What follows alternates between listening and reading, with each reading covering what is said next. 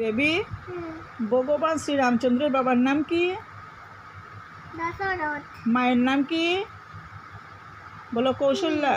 কৌশল্যা। রামচন্দ্রের কয়জন মা? কয়জন? বলো। বলে দাও। তিনজন। তিনজন। নাম কি কি? নাম কি কি? কৌশল্যা, কৌশল্যা, কৈকেয়ী, কৈকেয়ী, সুমিত্রা। সুমিত্রা। কৌশল্যা, কৌশল্যা, কৈকেয়ী, কৈকেয়ী, সুমিত্রা। সুমিত্রা। রাম কয় ভাই ছিলেন? রামরা আমরা তিনজন। 4 ভাই ছিলেন। চার ভাই।